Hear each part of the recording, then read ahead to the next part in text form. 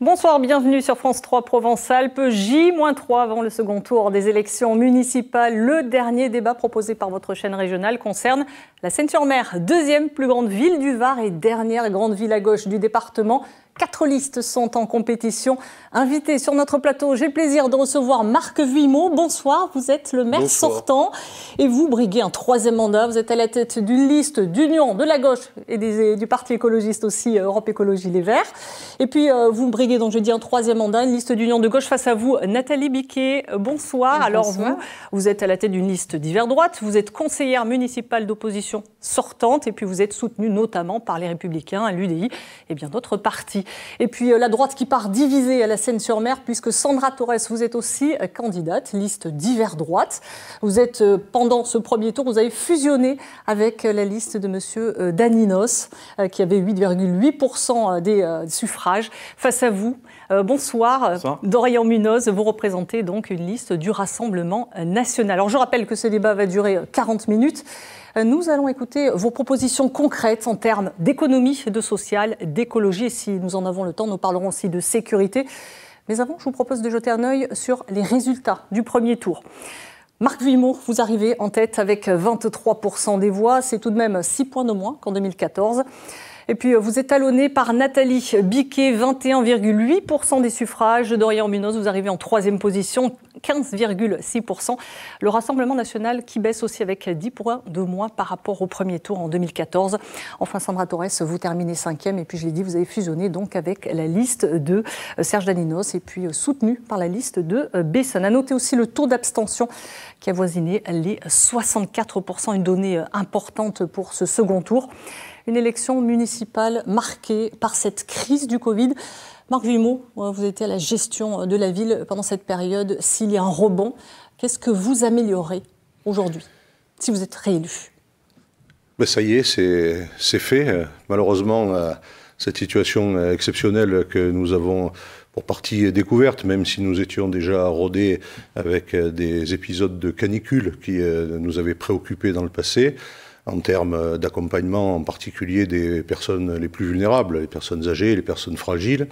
Ça nous a amené à poser un regard sur des stratégies d'organisation, Qu'est-ce que vous feriez alors de manière concrète? Qu'est-ce que vous améliorerez? Très concrètement, aujourd'hui, nous avons d'ores et déjà acquis du matériel informatique portable, à la fois pour mettre à disposition des enfants dans les écoles, par exemple, mais également pour permettre aux fonctionnaires territoriaux de travailler depuis chez eux si une situation nouvelle devait se reproduire. Donc le télétravail, vous favorisez en tout cas le télétravail, que ce soit pour les élèves ou pour le personnel. Nathalie Biquet?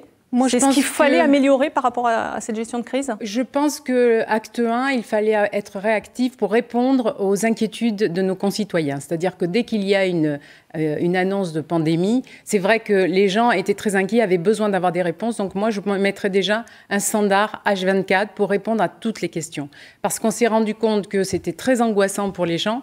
Et au-delà de ce fichier qui existait pour la canicule, je crois qu'il y a une action à mener pour continuer à amender ce fichier qui, à la fin de la séquence, était à 1800 personnes et est largement insuffisant par rapport au nombre de personnes pour garder le lien, garder le contact et donner des informations. Absolument. Sandra Torres, vous? Écoutez, déjà, je voudrais commencer par dire que je suis très heureuse que Mme Biquet ait accepté de débattre avec nous.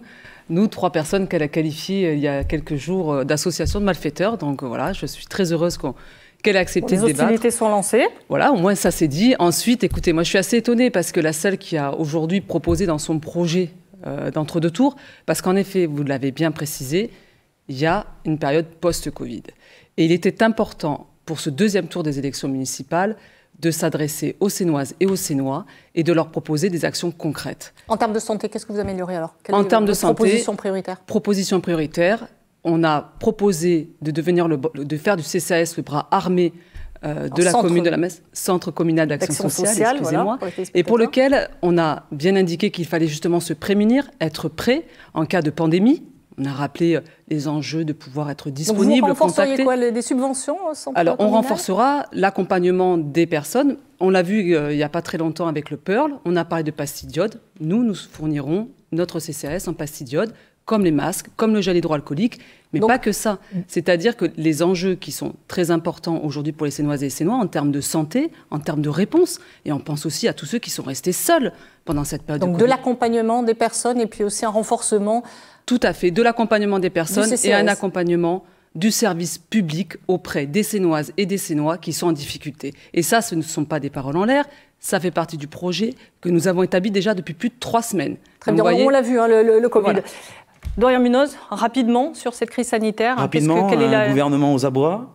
On s'attendait peut-être de l'échelle... Mais vous, concrètement, qu'est-ce que vous feriez pour les Sénois et Sénoises ? J'y arrive. À l'échelle municipale, il y a eu des manquements, monsieur le maire.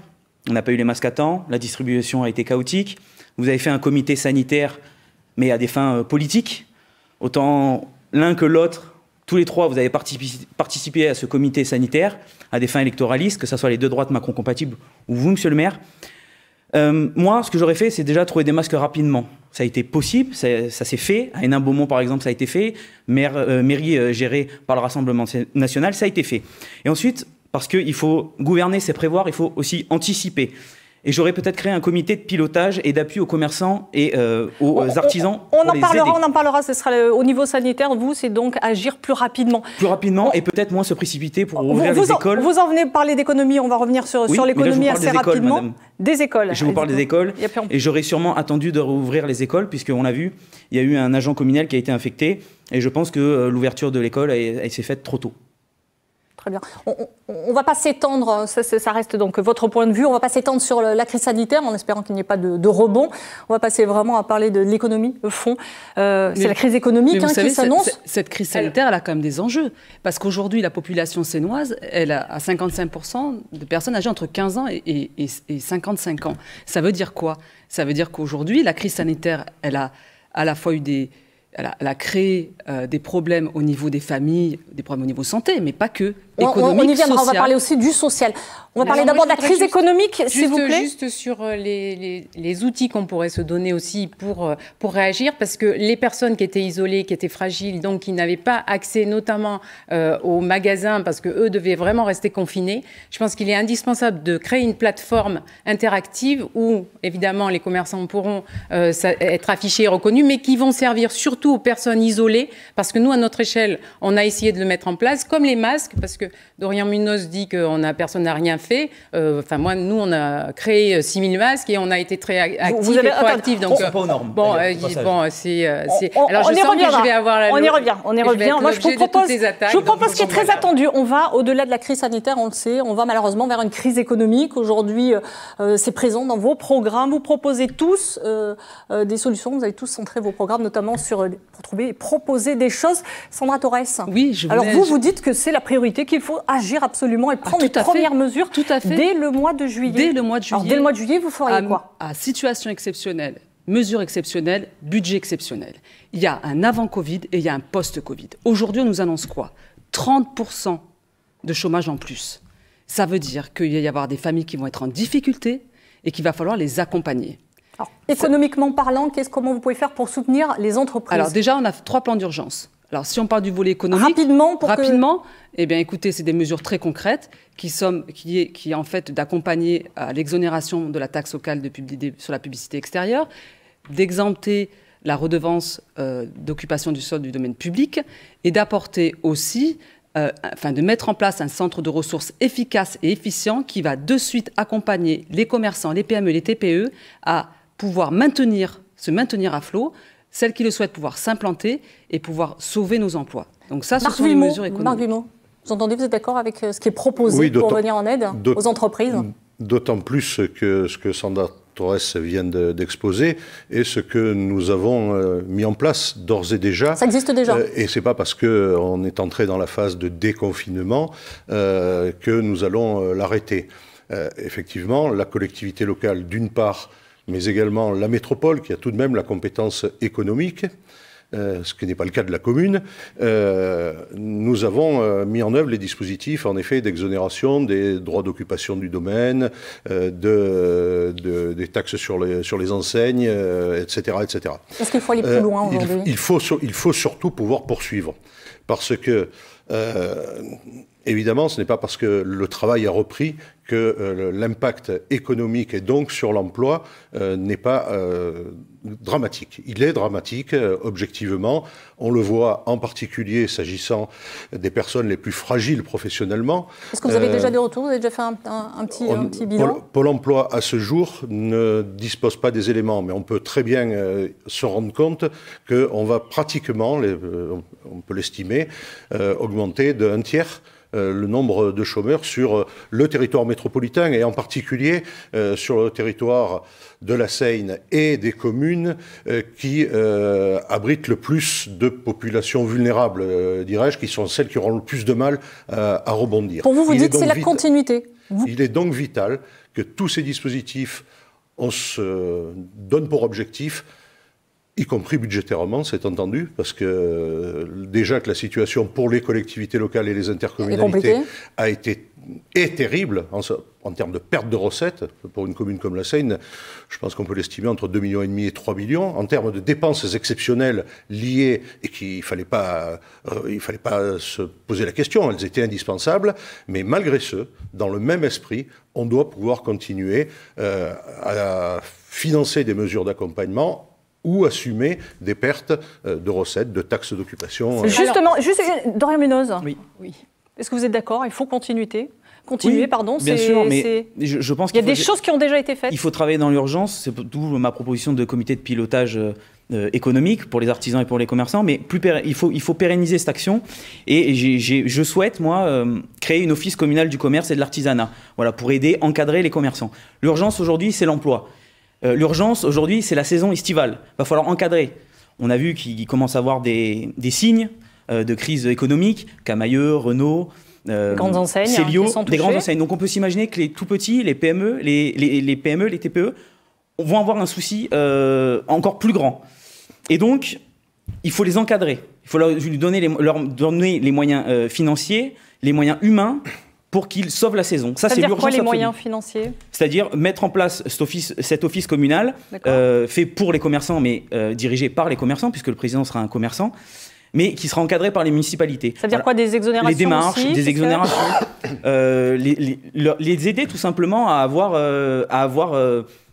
avoir des solutions, tout simplement. Solutions, vous en proposez aussi, Nathalie Biquet? Oui, parce que je crois qu'effectivement des dispositifs sont déjà mis en place. L'exonération des terrasses, oui, mais il va falloir se projeter dans le temps. C'est-à-dire qu'il ne faut pas que ça s'arrête aux quelques mois où ça a été fermé, ou même jusqu'à la fin de l'année. Je pense que si on veut que les commerçants rebondissent, il faut leur offrir au moins jusqu'à la fin 2021 pour que ce soit concret. Et moi, je siège au conseil départemental. On a eu le vote du budget mardi et on a vu déjà l'explosion des demandes de RSA. Donc, on est bien conscient que va suivre une crise sociale énorme à la suite de cette crise économique. Alors, une crise économique, vous dites, il faut exonérer. Alors, moi, je pense que déjà, il y a un point hyper important, c'est que si on veut soutenir le commerce local, il faut s'adapter aux nouvelles pratiques. C'est-à-dire qu'aujourd'hui, il faut devenir une ville numérique, il faut que les offres soient identifiées sur des plateformes où on voit à la fois l'offre et la demande. C'est-à-dire qu'aujourd'hui, pour relancer le tourisme, on a besoin d'aller chercher les clients à la Seine, mais les visiteurs, les croisiéristes. Aujourd'hui, on ne fait pas ce travail pour dynamiser le commerce, en tout cas. Ensuite, on est dans le pôle mer et à Brégaillon, on a un potentiel économique qui est bien sûr lié au dynamisme et au rebond, à l'électrochoc nécessaire à la ville, mais qui va permettre de compenser aujourd'hui le manque à gagner et la disparition des emplois. Marc Vimot, je pose la question après. Marc Vimot, vous êtes d'accord? Tout n'a pas été fait pour essayer l'idée? Vous savez, lorsque on passe de 12 000 emplois salariés à 17 000 emplois salariés sur le territoire, on va dire, de l'Ouest toulonnais, nos zones d'activité économique que nous partageons avec les communes voisines d'Olioul et de Sifour, lorsque on voit le nombre d'entreprises qui se créent, on est dans cette dynamique-là. L'initiative des acteurs économiques, des petits, des moyens et des gros, malgré les difficultés que certains rencontrent aujourd'hui, parce qu'une grosse entreprise industrielle comme CNIM est en situation d'extrême difficulté aujourd'hui. C'est la plus grosse entreprise de notre territoire, avec 1 millier d'employés.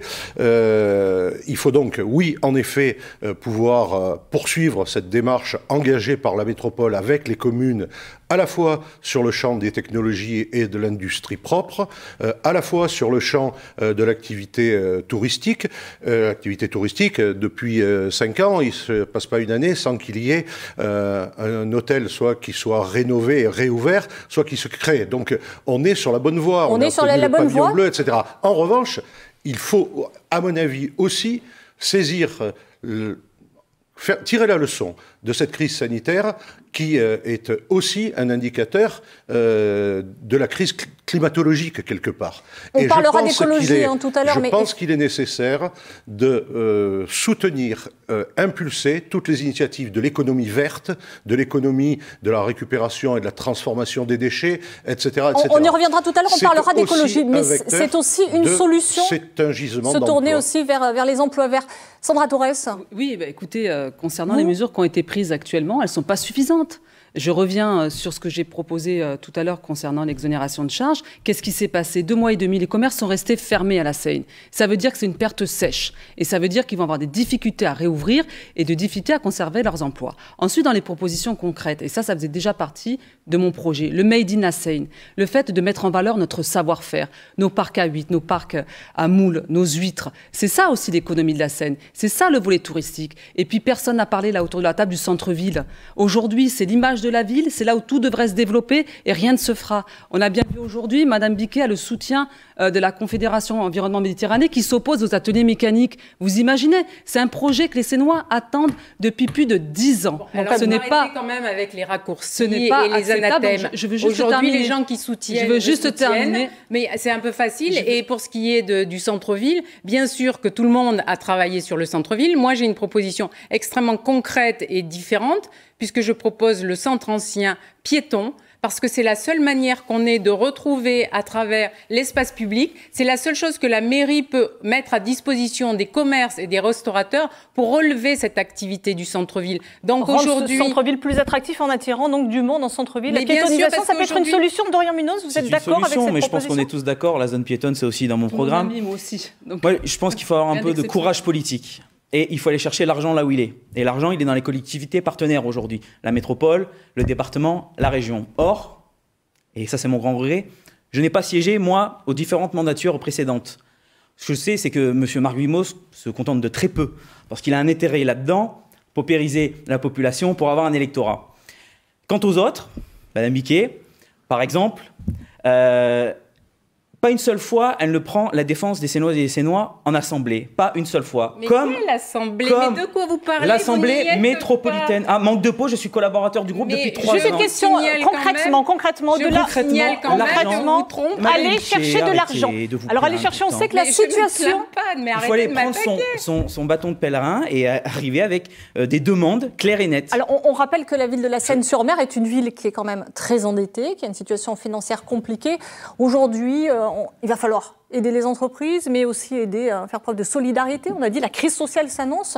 Marc Vimot, avec une ville dans une situation financière compliquée, qu'est-ce qu'on peut faire pour aider socialement? Je voudrais d'abord redire ce que j'ai dit il y a quelques minutes. Nous parlons en matière d'économie d'une compétence qui est une compétence métropolitaine. Même si la commune peut activer auprès de la métropole de la réflexion et donc des décisions. S'agissant du centre ancien, je pense que c'est même plus la peine d'en parler aujourd'hui. Nathalie Biquet est conseillère départementale. Sandra Torres est conseillère régionale. La métropole, maître d'ouvrage de la rénovation urbaine, comme elle l'a été pour notre grand ensemble d'habitat social. Ça veut dire qu'aujourd'hui, la Seine est défendue. La métropole a, avec la commune, avec la région, avec le département et avec l'État, construit un projet sur lequel nous sommes tous d'accord, dans lequel les uns et les autres mettent un certain nombre... Le projet de rénovation urbaine du centre-ville, je ne suis pas d'accord sur ce projet. Il n'empêche que le département, lui, est d'accord. Alors, il n'est pas d'accord. J'ai projeté à la commission. On est bien d'accord. Les quartiers... Je suis désolé. Absolument. Monsieur Vimot. Je voudrais pouvoir terminer. Monsieur Vimot, Dorian Munoz dit que vous Vous avez cherché à paupériser la population, ça veut dire quoi? Non, mais je ne vais pas répondre à une telle assertion. Enfin, ça ne veut strictement rien dire. J'imagine que dans la tête de Dorian Munoz, on s'imagine qu'il est utile, parce qu'on est sur l'échiquier politique à gauche, d'avoir une population en lourde difficulté. Non, d'ailleurs, malheureusement, la bonne preuve est que dans les situations d'extrême détresse, les gens, c'est ni la gauche, ni la droite, ni l'extrême droite, ils ne vont pas voter. Marc Vimont. Franchement, non, je n'aurais même pas dû répondre à cette question. Marc Vimont, aujourd'hui, il y a une crise sociale. Il y a une crise sociale qui s'annonce. Ce que je disais tout à l'heure, quand je donnais des chiffres objectifs en termes de création d'emplois, j'ai le souci encore plus, et la preuve en est apportée, que cette dynamique que nous avons, le potentiel que nous avons, freiné objectivement par la crise que nous rencontrons aujourd'hui, profite en effet à la majorité de nos concitoyens, et aucun d'entre eux ne se trouve, et je pense notamment à certaines personnes qui sont avec des bac plus 5, bac plus 7, et qui sont victimes d'une ségrégation territoriale pour leur insertion professionnelle. On a encore un chemin à faire là-dedans. Oui. Pour progresser. On va bien sûr parler de la thématique sociale, puisqu'il va falloir évoluer dans ce débat. Socialement, on sait qu'il va y avoir des difficultés. Sandra Torres, qu'est-ce que vous proposez pour aider les plus démunis, ceux qui seront touchés? Tout à fait. D'ailleurs, ça fait partie du plan d'urgence que je répète, qu'aujourd'hui, j'ai proposé avec ma liste l'Union pour la Seine 3 plans d'urgence. Un pour soutenir les familles, un pour soutenir les associations et un pour soutenir l'économie. Alors rapidement, pour les familles, ça veut dire quoi? Ça veut dire que demain, dès le mois de juillet, parce que c'est de lundi dont on parle pour l'élection, c'est qu'aujourd'hui, la crise, elle n'est pas derrière nous, elle est devant nous. Nous, c'est quoi l'électrochoc, ce plan? L'électrochoc, ça sera de proposer aux familles l'ouverture conséquente des centres de loisirs, de centres aérés, pour pouvoir accueillir tous les enfants pour lesquels les parents vont reprendre l'activité. Parce qu'aujourd'hui, ça c'est une difficulté à la Seine, et de rendre cet accès aux centres aérés gratuite. Pourquoi? Parce qu'on se retrouve avec des familles qui ont des difficultés financières, qui se sont retrouvées au chômage partiel, qui reprennent l'activité et qui ont des difficultés. Ensuite, c'est aussi, dès la rentrée prochaine, penser à cette rentrée scolaire et de proposer à l'ensemble des enfants qui sont en école primaire d'avoir l'accès au numérique et aux tablettes gratuites. C'est pas rien, l'accès aussi à la cantine, non conditionné à ressources. Pourquoi? C'est-à-dire la gratuité de la cantine, des tablettes, c'est-à-dire il faut vraiment mettre les moyens sur les familles, les enfants. On est sur excusez-moi, je vais juste aller au bout du problème. Il y a urgence, c'est une question de survie. Juste, Dorian Munoz, vous êtes d'accord, il faut agir, c'est vrai, on a besoin de tous ces éléments. Je suis moins d'accord, par contre, avec l'assistanat. D'accord, pour vous, venir en aide aux familles en difficulté. La priorité, c'est avoir un job, un boulot, un emploi, appelez ça comme vous voulez. C'est ça aujourd'hui la priorité des gens, c'est ce que les gens demandent, que ce soit d'ailleurs dans les quartiers nord, dans les quartiers sud ou au centre-ville. Dorian Munoz, si les entreprises ferment demain, si c'est la crise, si on a plus de chômage, qu'est-ce qu'on peut faire? D'accord, mais ça ne change rien au fait que c'est pas l'assistanat que les gens veulent, c'est de l'emploi. Excusez-moi, on parle de gens conditionnés à ressources, monsieur Munoz. D'accord, mais moi je vous parle de tout le monde. Ouais. Moi, ce que je veux, c'est de l'emploi pour tout le monde et un toit sur la tête pour tout le monde. Donc dans mon programme, je parle aussi de logement social. Venir en aide aux familles, que ce soit par les cantines ou proposer la garde des enfants, ça c'est de l'assistanat. Mais aujourd'hui, pour les tablettes numériques, c'est de l'assistanat. Pour que les gens consomment, pour que les gens aient un toit, il faut un emploi. Aujourd'hui, moi, c'est ça que je veux leur donner, un emploi. D'accord. Donc il va falloir travailler Dorian avec Munoz, juste répondre à cette question. Est-ce que donner des tablettes numériques aux enfants ou proposer... Ce n'est pas la priorité. C'est de l'assistanat? Ce n'est pas la priorité en tout cas. C'est pas la priorité? Non, c'est le bout de la lorgnette. Pour moi. Pour moi, la priorité, c'est un toit sur la tête et un boulot. On n'aide pas forcément socialement, mais on aide plutôt les entreprises on aide les gens à avoir un travail. Et on aide les gens à avoir un toit sur la tête. Quand je propose l'accession sociale à la propriété, c'est ça. Vous payez pendant 20, 25 ans un loyer et à la fin, vous êtes propriétaire de votre logement. Est-ce qu'aujourd'hui, on se dirige vers une crise? Est-ce que vous pensez sincèrement que l'accession à la propriété, ce sera l'accession facile? Sociale à la propriété, madame. C'est-à-dire qu'au bout de 15, 20, 25 ans, vous êtes propriétaire. Vous avez un toit sur la tête. 1, ça responsabilise les gens. 2, ils ont chez eux un toit sur la tête. Ça, c'est important. Nathalie Biquet, ça, c'est une réponse? Vous pensez à la crise? Alors, c'est assez étonnant parce que c'est une solution que j'avais apportée depuis très longtemps. Heureusement dans le cadre du logement social, c'est vrai que comme on était confronté à des difficultés structurelles de gros financements pour restaurer ces tours et ces bars, à l'époque, c'était de faire en sorte que les gens qui ont habité pendant 25 ans dans leur logement puissent l'acquérir. Parce qu'effectivement, ça permet d'avoir... C'est la priorité tout de suite, là? Non, la priorité, effectivement, c'est je suis d'accord sur le coup, c'est de trouver un emploi. Parce qu'aujourd'hui, moi, quand j'ai vu que le marché ne réouvrait pas rapidement après le déconfinement, j'ai fait un courrier au préfet. Malheureusement, il l'a reçu trop tard. Parce que je sais très bien qu'il y a des revendeurs sur le marché, il y a des commerçants qui sont limite. Ce qu'ils gagnent dans la journée, c'est ce qui va les faire vivre. Donc, c'est ces gens-là qui, effectivement, un tissu difficile socialement. Mais le centre-ville, aujourd'hui, le projet de M. Villemot, c'est de faire, dans les opérations de démolition-reconstruction, jusqu'à 70% de logements sociaux. C'est-à-dire que le centre-ville est déjà paupérisé, mais on va rajouter des populations en difficulté aux populations en difficulté. Donc, je pense que ce qui n'aide pas les gens, c'est quand on les regroupe de manière violente, comme ça. Parce que du coup, l'activité économique a du mal à repartir. Et moi, je pense que pour les commerces, c'est bien beau de dire on n'a qu'à dire, on sait faire, etc. C'est vrai qu'à la Seine, on a des talents, mais aujourd'hui, les gens sont exempts, ils sont au bout du rouleau. Donc, il faut soutenir. Et les meilleures mesures sociales qu'on puisse leur amener, c'est de mettre toute la mairie, tous les moyens de la force publique pour soutenir dans l'activité économique. Marc Villemot, on dit que vous faites trop de social, trop de logements sociaux la Seine-sur-Mer. C'est vrai, pourtant, je crois que vous n'êtes pas encore au quota des 25% imposés par la loi SRU. En effet, on a une nécessité absolue de répondre aux besoins de logement, en particulier pour les... Vous savez, le Var est un département où 7 sur 10 des foyers sont éligibles au logement social. Il n'y a pas que les personnes dans une situation de grande détresse. Vous devez aujourd'hui, la Seine-sur-Mer, nous sommes à 18 et quelques pourcents et nous devons tendre, et c'est normal, c'est la loi. La loi, ça veut dire que vous payez chaque année des amendes. C'est la loi constitutionnelle. Et vous payez chaque année des amendes. Et nous payons chaque année des amendes. Combien ? Donc il faut que nous trouvions 400 000 à peu près. 400 000 euros. Je voudrais juste préciser quelque chose, juste une petite précision, parce que dans le cadre du centre-ville, qui est un quartier identifié politique de la ville, on pourrait ne faire aucun logement social pour le répartir d'une autre manière. Ça, c'est le législateur. C'est le choix du maire d'en faire 70%. Et pas du tout. Voilà, c'est exactement le contraire. Dans le programme, j'ai vu que vous disiez que c'était pas possible de je faire... tombe des nues. Il ne suffit pas d'affirmer. Ça a été dit par les autorités. Il ne suffit pas d'affirmer. C'est même contraire au règlement des opérations de rénovation urbaine. On ne peut pas créer du logement social dans les quartiers classés prioritaires au sens de la politique de la ville par l'État. Donc notre programme de rénovation urbaine ne prévoit pas ce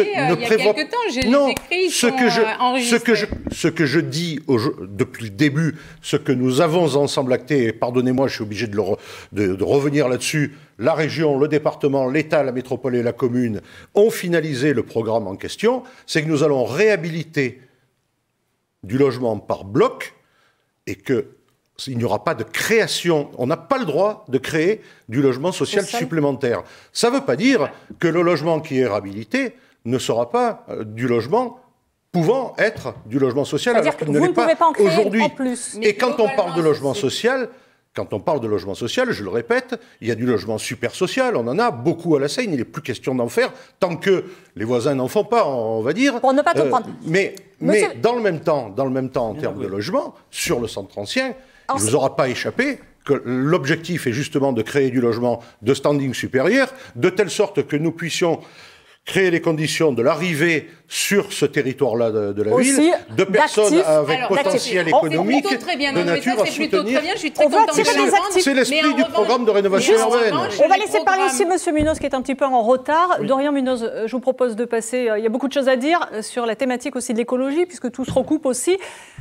Qu'est-ce qu'on peut faire? Quelles sont les priorités aussi pour améliorer le cadre de vie, puis attirer aussi un petit peu plus des entreprises et puis du monde?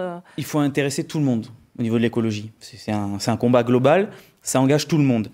Pour cela, moi, je vais faire une convention entre la population, les élus, mais aussi les spécialistes de l'écologie, et pas ceux qui se mettent une couleur politique au bon moment. Qu'est-ce que vous feriez alors, vous, concrètement? Une convention tripartite pour poser les bases d'une véritable écologie, d'une véritable politique écologique et durable. Pour cela, respect déjà du tri sélectif, moi ça me semble minimum. Or, ce n'est pas le cas dans tous les quartiers aujourd'hui, on peut le voir. Accélérer la transition écologique des bâtiments publics, municipaux. Une politique volontaire aussi de végétalisation. On parle du centre-ville, pourquoi pas mettre du vert? On le refait, c'est justement le bon moment d'y mettre du verre, des essences méditerranéennes. Pourquoi pas aussi végétaliser les murs de la mairie, par exemple. Ça serait une bonne idée, je pense. Et puis, il y a un principe fort aussi.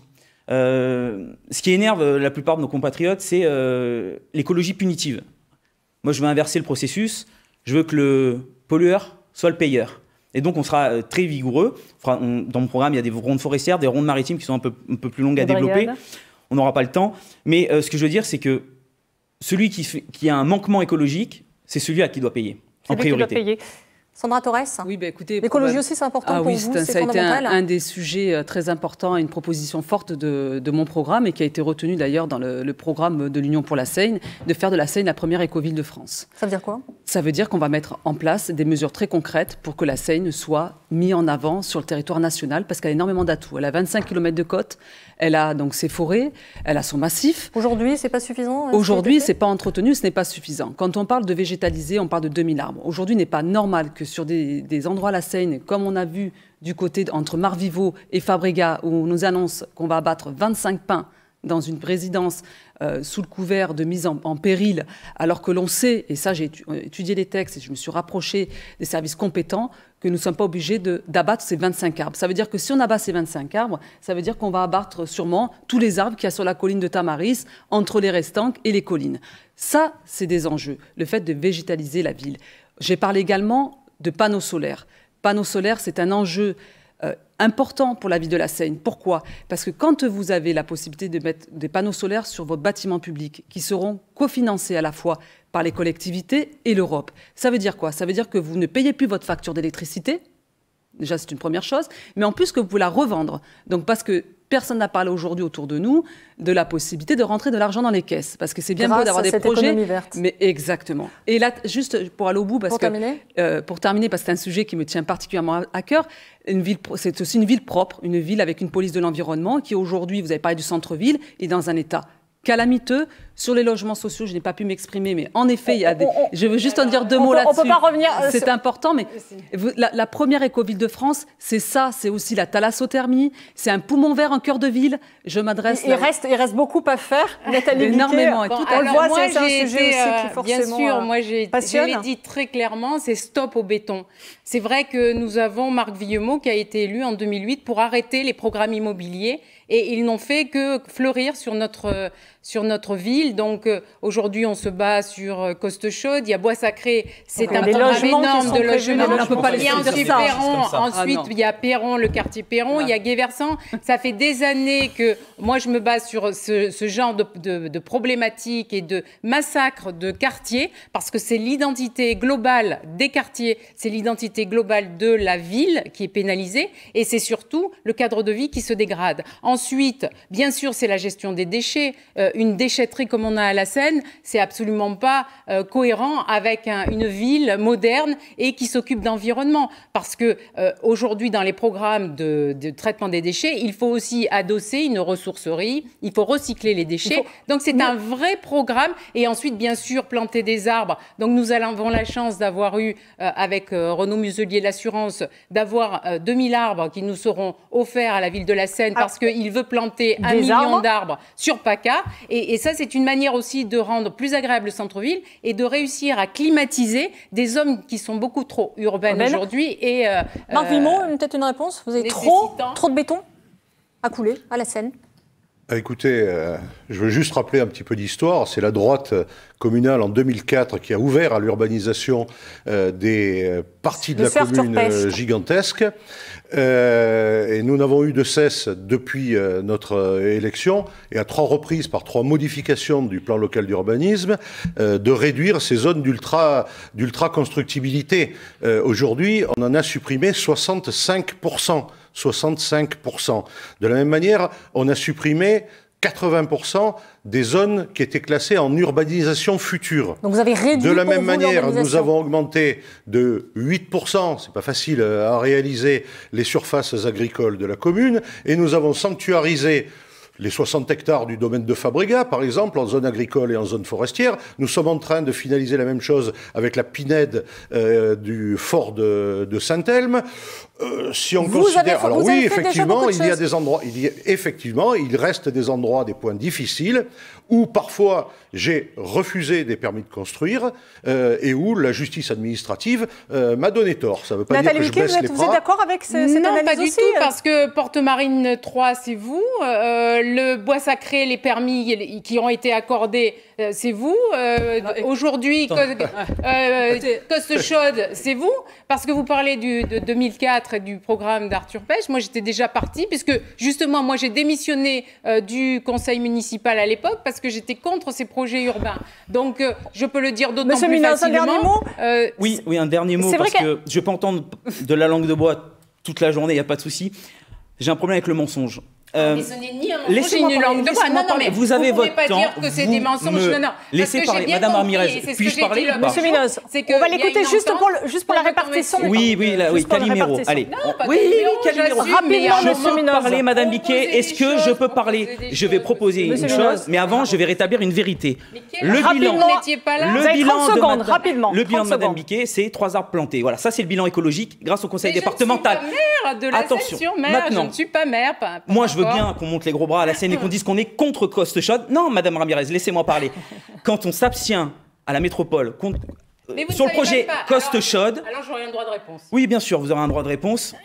Et vous allez avoir un droit de réponse parce qu'il va falloir que vous m'expliquiez un truc aussi. Dans votre comité de soutien... On arrive déjà à la fin du débat. Madame Ramirez, s'il vous plaît, laissez parler. Beaucoup de gens parlent et moi je peux pas. Vous avez 10 secondes, terminez. Pourquoi Monsieur Lionel Virenque, un des plus gros promoteurs varois, est sur le comité de soutien de Madame Biquet si elle est contre le béton ? Moi, je veux qu'on m'explique.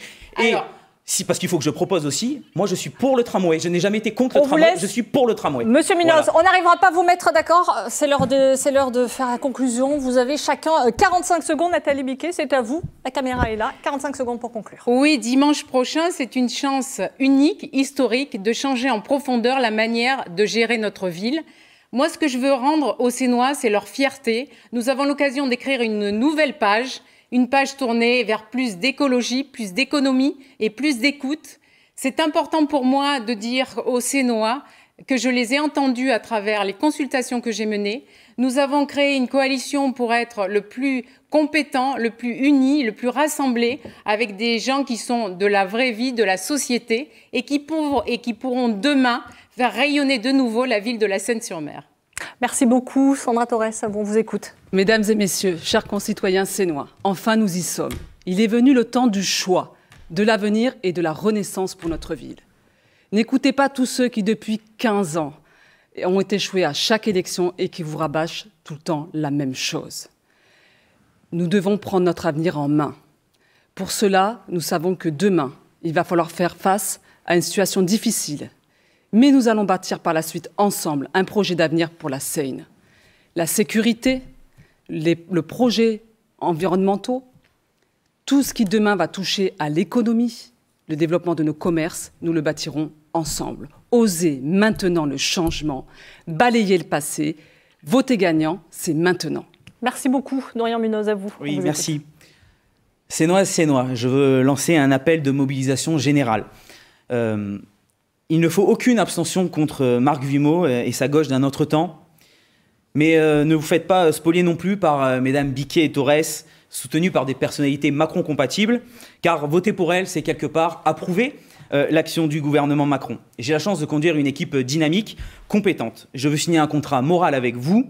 Je m'engage à vous offrir un avenir plus sûr, plus propre, plus agréable. C'est vous et vous seuls qui déciderez du prochain maire de notre ville pour les 6 prochaines années. En votant pour moi, vous avez une chance unique qui vous est offerte de changer les choses. Saisissez-la.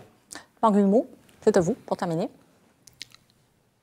Les finances de la ville sont redressées.